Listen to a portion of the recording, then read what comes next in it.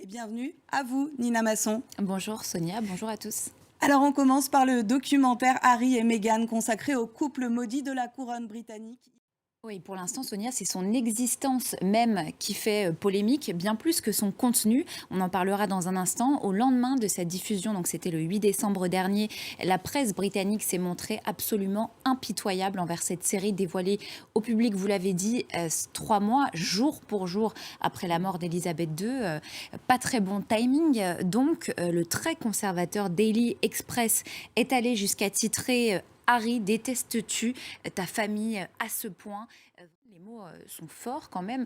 On dénonce en fait aussi partout les sommes faramineuses qu'aurait perçues le couple pour cette série. 100 millions de dollars d'après plusieurs sources. Bref, tout ce tapage médiatique, vous l'aurez compris, Sonia, aura servi à une chose, faire la promo de la série. Difficile de passer à côté. Je pense que sa sortie n'aura échappé à absolument personne sur cette planète. Alors avec tout ce bruit médiatique, on s'attendait à des révélations, alors qu'en est-il? Alors, je n'ai vu que les 3 premiers épisodes, mais honnêtement, Sonia, je pense que c'est suffisant. Vous me direz ce que vous en pensez juste après. La série est mélo à souhait. On se croirait dans Titanic, sauf que là, c'est pas le bateau qui coule, mais toute la série qui est d'une complaisance mièvre, pas loin d'être insupportable, je trouve.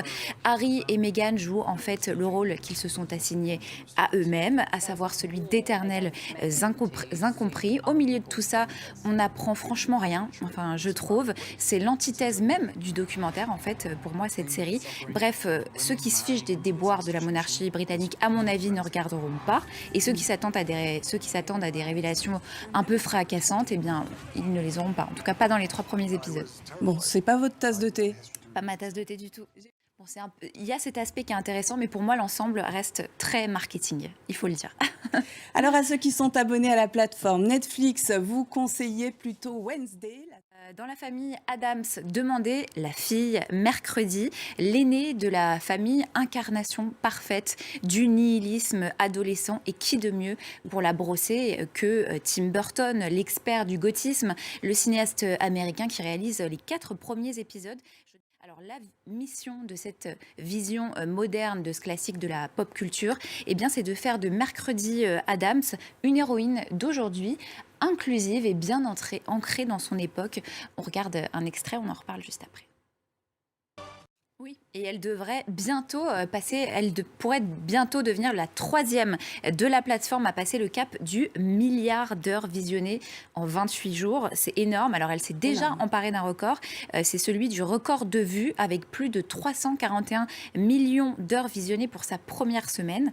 Énorme là aussi. C'est déjà plus que la dernière saison de Stranger Things. Donc, c'est quand même pas mal. Et qu'est-ce qui a tant plu alors dans cette série? Alors pour moi, c'est la performance de Jenna Ortega sur laquelle repose presque intégralement la série. Alors la séquence est déjà devenue virale sur TikTok. J'allais vous le demander. Ouais, et bien sûr, sur tous les réseaux sociaux. Ironie du sort, quand on sait que le personnage de Mercredi est les réseaux sociaux, qu'elle voit, je cite, comme un vide rempli d'informations insensées qui aspirent notre âme. Ça, c'est un point de vue intéressant pour une jeune femme. Mais oui, c'est ça, c'est qu'elle est à contre-courant, c'est toujours assez grinçant. Pour moi, le succès est amplement mérité. Donc. Et si les héros de l'Antiquité grecque disposaient des réseaux sociaux, justement, qu'en ferait-il? Dans laquelle on retrouve l'Olympe au grand complet, confronté aux situations les plus caractéristiques du monde d'aujourd'hui. Alors Sonia, après Hercule à Acropole en Ploie, on découvre des dieux grecs confinés à cause d'une épidémie de taramavirus.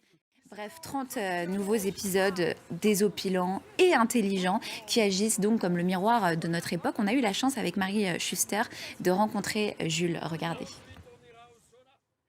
On ne verra plus jamais la déesse Ikea de la même façon. Effectivement, je vous conseille vraiment d'aller voir cette série, elle vaut le détour. C'est à voir gratuitement sur arte.tv. Oui, Emily in Paris, c'est la série que les Parisiens, Sonia, adorent détester. Soit la mise en scène d'un Paris rêvé, toujours sans pigeons, sans métro, sans crotte de chien, bien sûr, sans ligne 13 dans cette 3e saison. On retrouve notre Emily Cooper à l'heure des choix.